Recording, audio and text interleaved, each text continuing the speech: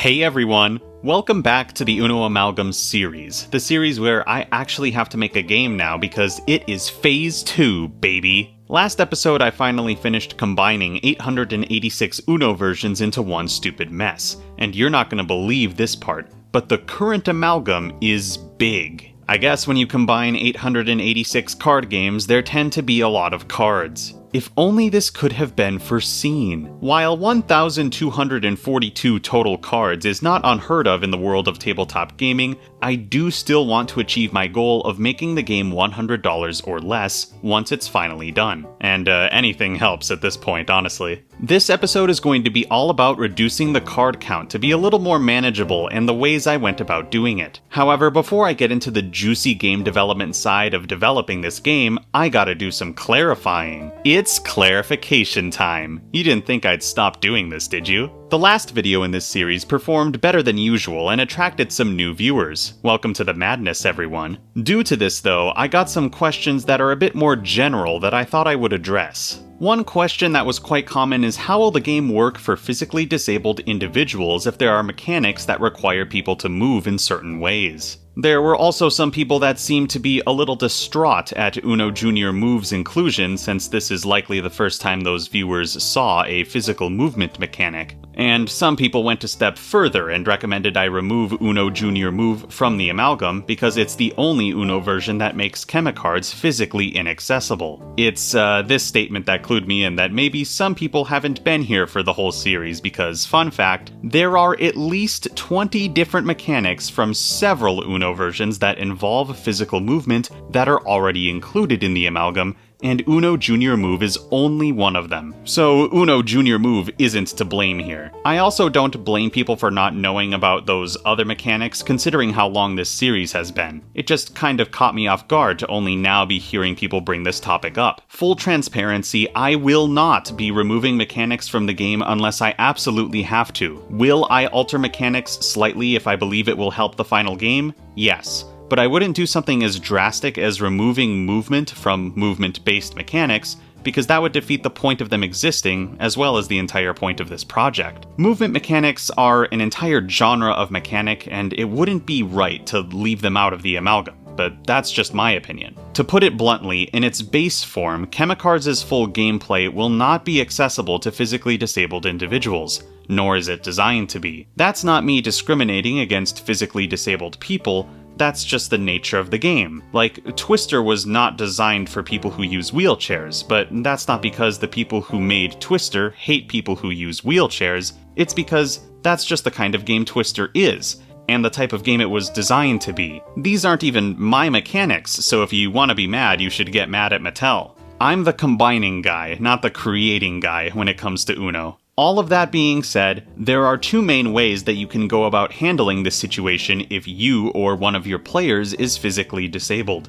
General Rule 45 in the rules doc states that if an effect is physically impossible to carry out for any reason, the effect is nullified. This could easily apply to all movement mechanics as a solution for this problem. Another way you could fix this problem is by using house rules to eliminate those mechanics from the game, which is totally allowed and encouraged. Because there are over 500 mechanics, people are bound to love and hate specific ones, and you're free to change the game to suit your preferences. And in this case, your needs. Hopefully this helps, and please understand, I'm doing everything in my power to make this game accessible while not compromising the point of the project. This entire episode is about reducing the card count to make the game cheap enough for more people to afford. I'm going all out with colorblindness support as well, more on that in a later episode. Okay, moving on. Uno Teams got unofficially revealed, and by the looks of it, Mattel is presenting it as the next major spin-off of Uno, similar to Flex and Flip. Thankfully, my Discord community tracked down all of the info on it. Thanks, dudes. Uno Teams was the first Uno version revealed post-Phase 1, and as tempting and as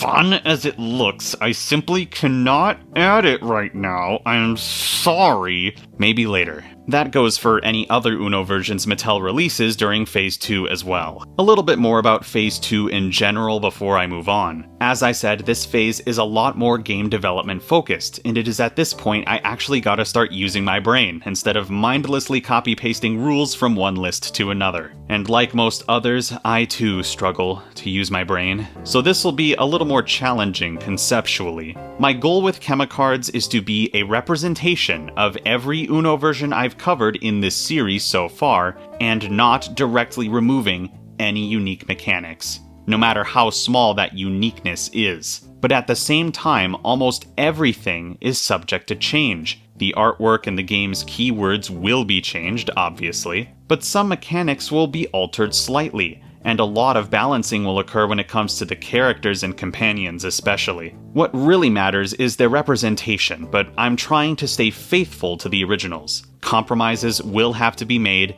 and in the end it is my decision how the game will be finalized. Some of you will love the choices I make and some of you won't. This is inevitable. Please do not get into arguments over a game that hasn't even been made yet. Thank you. Clarification time over. Now it's elimination time. Wait, what? Yup, believe it or not, 6 more eliminatable Uno versions have been found. This means there will actually be 892 Uno versions represented in Chemicards, and that's still subject to change. Those of you who wanted a clean 888 Uno versions represented, I am sorry. Anyway, here's the list. Uno Fast, Uno Zoo & Co., Uno Bumo plus bonus, Uno Cinco bundle, Uno Domino's Burger King Spanish, and Uno Simpsons Homer Head 2007. Oh, it's incredible that I can make the elimination list longer even though Phase 1 is done. It makes me happy seeing the number go up. On an unrelated note, you should subscribe. I'm on the way to 50k! Let's get that number! Whoop, whoop, whoop, whoop, whoop, whoop. Alright, let's get condensing. I would like to get this group of 1,242 cards as close to just 1,000 as possible. Less than that if I can help it.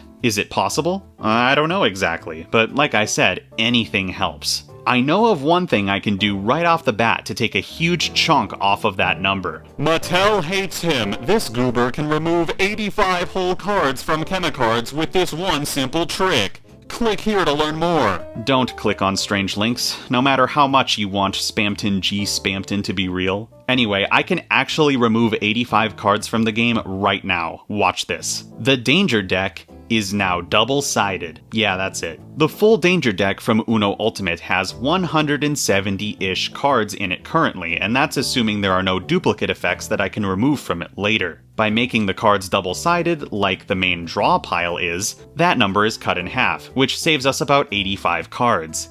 It's so easy. I can actually remove another 16 cards quite easily as well. Recall the power cards from Uno Flex. Each of the 16 possible players gets one of these cards, which can be flipped to indicate if they're able to use the flex sides of cards or not. I don't know about you, but it seems to me like these cards have a lot of unutilized space. So I'm going to combine the power cards with another card type that each possible player gets one copy of, the life cards from Uno Bumo. The life cards are very similar in physical functionality. When you lose a life in-game, you flip your life card over. How do I plan on incorporating these two flippy mechanics together without them interfering with each other? It's simple, really. Us humans are capable of rotating handheld objects in a 3D space in effectively any direction, and I'm going to take advantage of that. I'll put a basic diagram of what I'm talking about on screen, but I'm imagining a card that's been split in half horizontally between red and green sides. And in the center of the card, there's a life indicator. On the flip side of the card, everything is exactly the same, except the life indicator won't be as indicaty. With this system in place, when you use or gain power for your power card, you rotate the card 180 degrees instead of flipping it. And if you lose a life, you flip the card to the flip side to indicate this. All of the same functionality of two cards has been condensed into one, but I can do better. I can just as easily remove another 16 cards by adding the movements from Uno Junior Move onto these cards as well, kinda like this. It's perfect. These cards will be randomly given out after all, so the different movements will be randomized if they're scattered evenly amongst the 16 cards. So, just like that, another 32 cards have been removed with the power, life, and move cards combined. So now there's only about 1,125 cards, and I haven't even gotten into the complex stuff yet. Not to mention the fact that the setup of this game just got shorter. If you've been paying attention during Phase 1, you'll know this is a very good thing. While we're here, this won't remove any cards from the game, but something else that would optimize this new power, life, move card even more is adding the player numbers to them. Like I said, these cards will be randomly dealt out, and assigned player numbers don't have to be dealt in sequential order, so putting them on these cards is another easy win. You would just select the cards necessary for your player count, shuffle them, and then deal them. That way cards that randomly select a player can use player numbers and dice, no problem.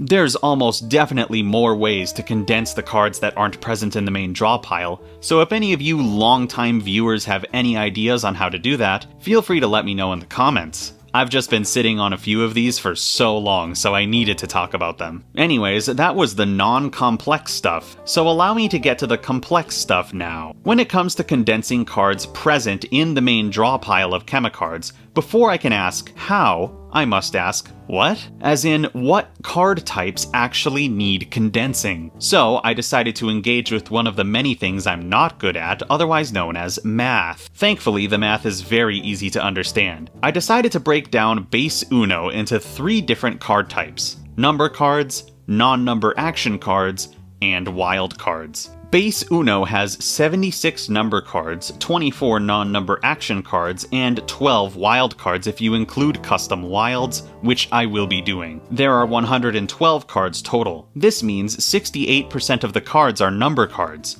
21% are non-number action cards, and 11% are wild cards. So that's all well and good, but these numbers would be meaningless if I didn't have something to compare them to. So allow me to compare these same stats to Uno Show 'em No Mercy. I did something like this a lot earlier in this series, so it only makes sense, and Uno Show 'em No Mercy is a great example of a more exaggerated and extreme version of Uno. Uno Show 'em No Mercy has 80 number cards, 64 non-number action cards, and 24 wild cards. That means there are 168 total cards in No Mercy, meaning 48% of them are number cards, 38% are non-number action cards, and 14% are wild cards. When you compare the percentages between the two Uno versions, you can see there is a 20% difference in the amount of number cards present. No Mercy has much less number cards, proportionally speaking. Because of this, No Mercy has more of the other two categories. Considering Chemicards is a similarly extreme version of Uno, it's likely Chemicards has similar proportion percentage changes to No Mercy. So now let's compare the stats of Chemicards' main draw pile to these two. Warning, these percentages are approximate and not final. Currently, Chemicards is 43% number cards, 34% non-number action cards, and 20% wild cards. So, as you can see, it actually does follow the same trends No Mercy does, with there being proportionally too few number cards and too much of the other two types. Although, as expected, Chemicards has 6% more wild cards proportionally compared to No Mercy, which may be a bit too much, but I don't know. It's honestly interesting to see how Chemicards compares here, and how similar it is to No Mercy when comparing all 3 games. I think regardless of what happens next, the ratio Chemicards currently has is likely playable and enjoyable without being hindered by the ratio itself. I do still want to condense some cards though, and I want to get some of these numbers closer to base Uno if I can help it. So what do I do with this information? Well, these numbers suggest if I want to make the game more like Uno in a proportional sense,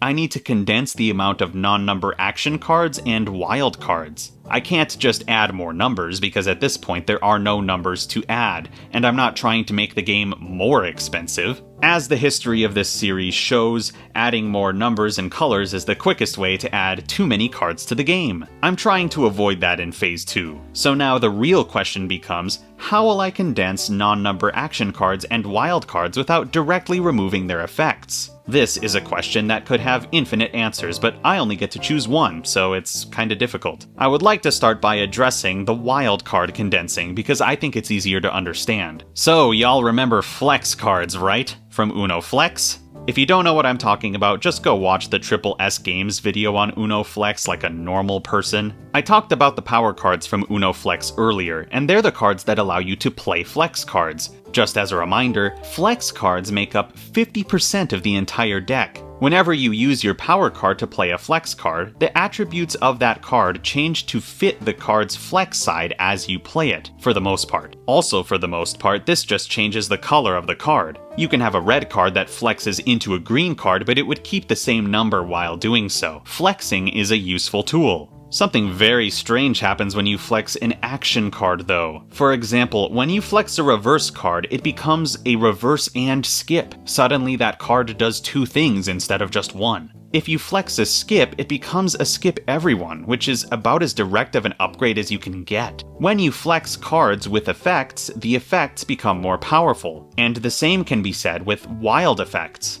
A normal wild symbol without any real effects can flex into a targeted draw 2 or an all draw 2 depending on the copy of the card you have. A draw 4 flexes into a targeted draw 4. These are crazy buffs. And it makes sense because you have to spend a resource to get those powerful effects, that being your flex power. So this gave me an idea. What if specific wild effects were made into flex effects for other wild cards? Now, I already know what you're going to say. Wouldn't that be too great of a change to the effects you choose to convert into flex effects? My honest opinion is no. I'm not actually changing the effects at all. I'm just placing them behind the flex barrier, so to speak. I think there are a lot of beneficial aspects to this change as well. For one, it would get us closer to our desired proportions, at least a little. For two, let's face it, there are a lot of cards in this game that are very powerful, more powerful than they have any right to be. Locking some of these behind the flex barrier will require players to complete an extra step before playing super busted cards, and I think it's a perfectly natural way to indirectly nerf those cards specifically. For three, this would at least partially solve a problem that Uno Flex itself creates. Because 50% of the cards are flex cards,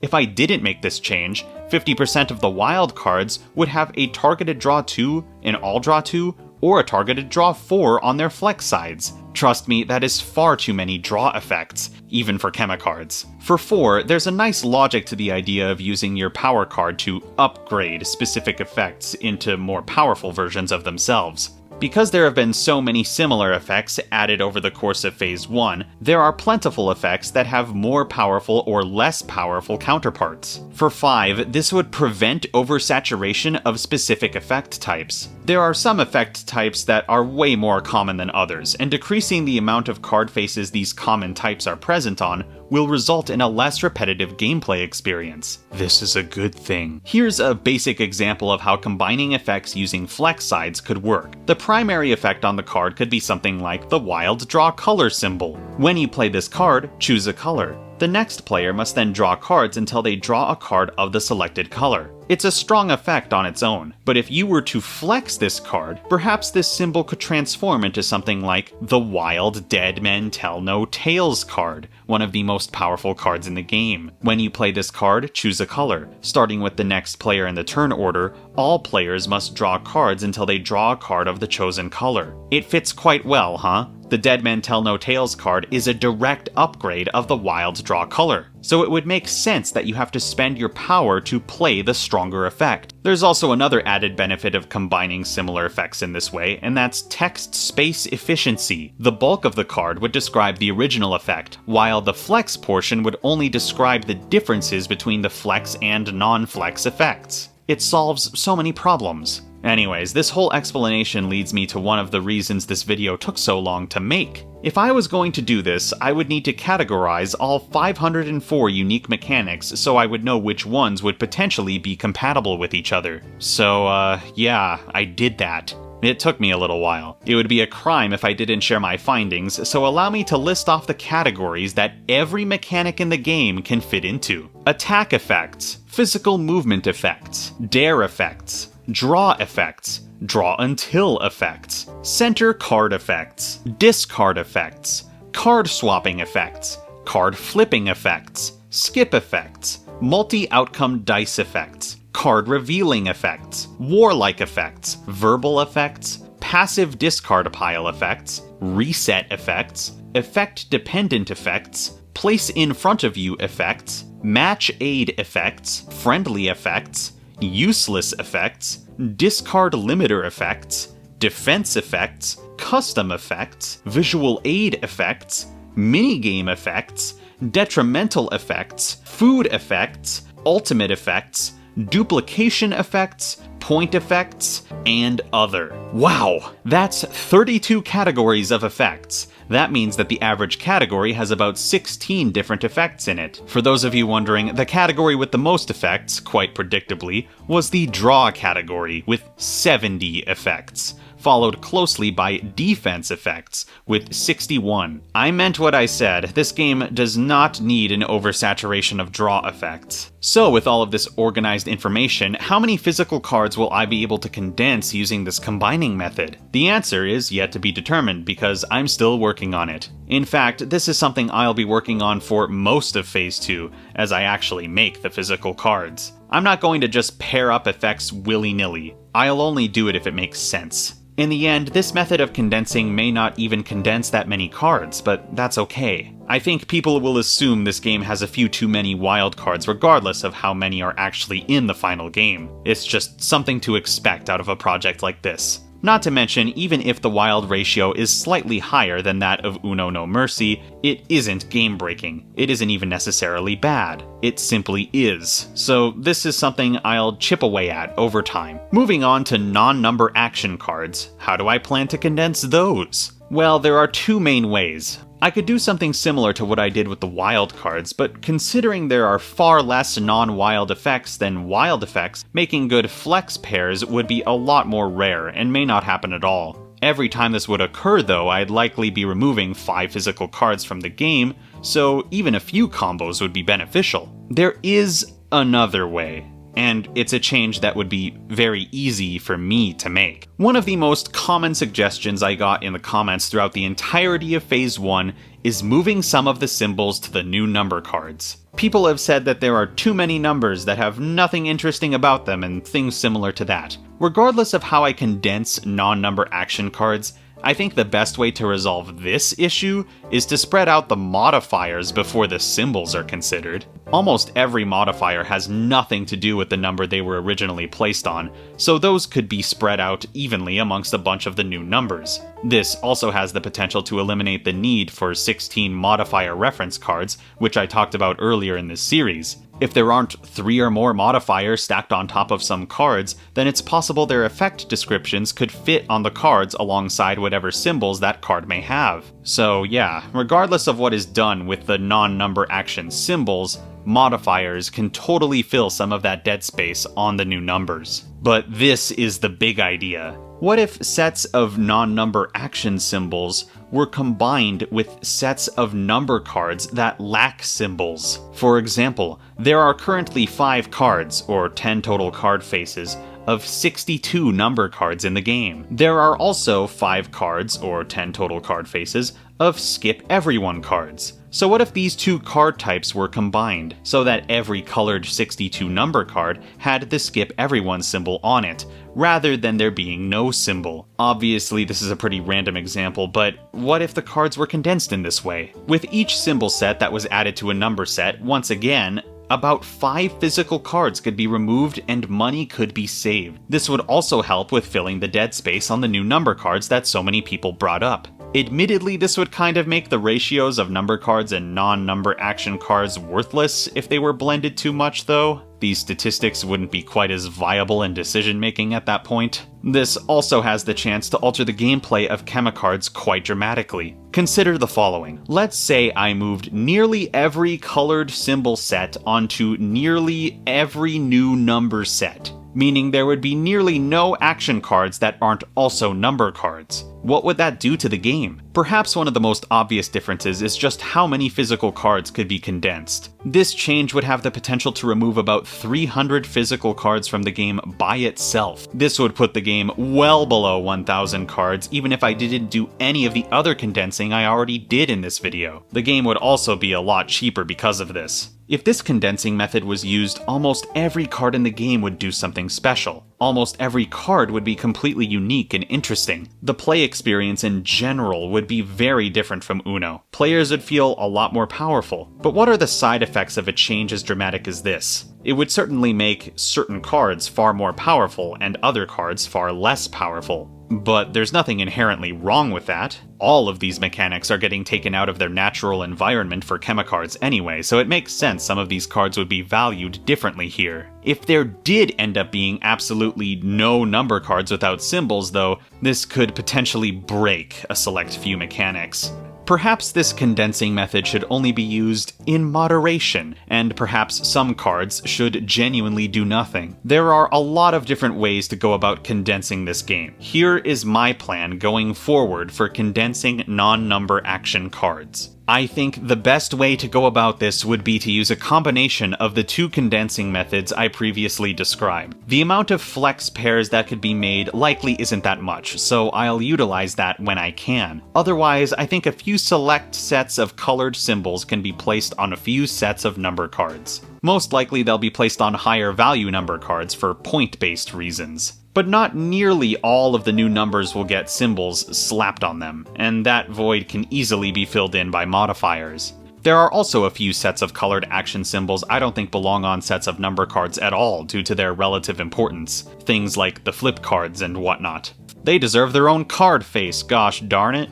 That, along with any other condensing ideas you all may have in the comments, will surely get this game below the 1,000 card mark. Moderation is a good thing when it comes to big changes like this, so I think this is a good solution. But I also want to know what you all think of my condensing ideas, because none of this is set in stone. Do you like my ideas, or do you think I got a little too silly with this one? Let me know what you think, and let me know what other ideas you may have for card condensing in the comments. Before I reveal what I'll be doing in the next episode, I just wanted to thank the Amalgamation Donation Club. This time around, we have Dandis TF, iPike Landcakes, Someone Somewhere 6, Omicromium, Ka-YT, Elias Stenbach, Fallen Angel Viox, Ento the Chestnut Knight, Spiral of the Stars, Jamdrop 196, Lomer 7, Here Comes Bort, The Donation Guy, Drake Waffle, Gen X, Crazinator 5, Splashy Flame, JCat, Local Wakasagi, TM Gaming, and Zombie. Thank you all for your donations. They help the channel and me very much. So, this was the first episode of Phase 2.